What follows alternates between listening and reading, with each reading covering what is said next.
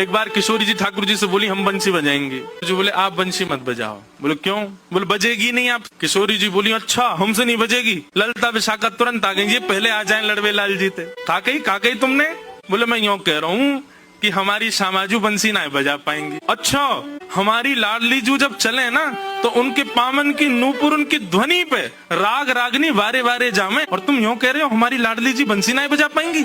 चलो जल्दी अपनी बंसी दो, हमारी किशोरी जी बजाएंगी। अरे मैं कोई किशोरी जी पे संशय ना कर रहा हूँ, किशोरी जी पे कोई आक्षेप ना कर रहा हूँ, वो साक्षात संगीत स्वरूपा है, पर मेरी बंसी जे ना बजा पाई। ललिता जी बोली आज तो यही बंसी बजेगी, अब ही बजेगी और तुम्हारे सामने ही बजेगी, लाओ दो। ठाकुर जी बोले ना माननी बात, लो देते। हे लाडली जू आज दिखा दो यार, जो बहुत अपने आप को कुछ समझे बंसी बजावे और यूं सोचे कि या के आगे कोई ना, आज आप बजाए दो, नेक दिखाए दो, अपना स्वर लगाए दो, यही को मूर्छित कर दी हूँ बंसी बजाए के। ठाकुर जी खड़े, हाँ श्री जी बजाओ।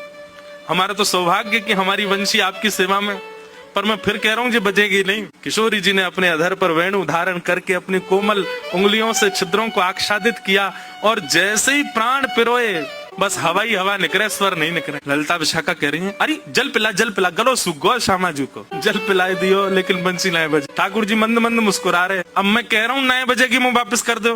अरे श्यामाजू जी बहुत मायावी है, ये अपनी माया ते कछु कर सके, याने जरूर बंसी बांध दी होगी, याने बंसी को टोना टोटका करके बाकी स्वर सबरे अंतर ध्यान कर दिए, नहीं तो हमारी श्यामाजू कोई स्वर को कोई संगीत के वाद्य को स्पर्श कर दे, अरे स्पर्श मात्र से बजन लगे, ये बंसी क्यों ना बज रही है।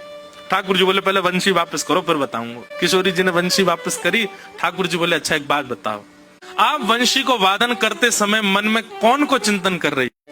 किशोरी जी बोली मैं तो कोई भी वाद्य बजाऊं आपको ही चिंतन करूं। बोले यही तो गलती कर रही हो, ये वंशी जो है ना हमारी अनन्य भक्त है। अनन्य को मतलब कहा होवे एक के अलावा दूसरे को ना भजे, और या वंशी में नित्य आपको ही चिंतन होवे, या वंशी में नित्य आपको स्मरण होवे, ये वंशी आपकी भक्ता है और आप या वंशी से मेरी भक्ति करोगी तो ये वंशी कैसे बजेगी।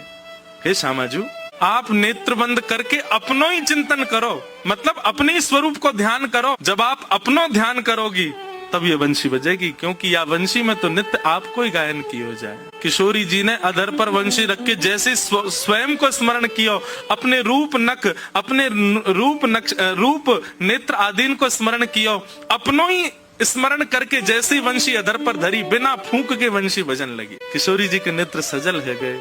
आपकी या अनन्य प्रेम पे ही तो मेरा मन करे कि मैं वारी वारी जाऊं।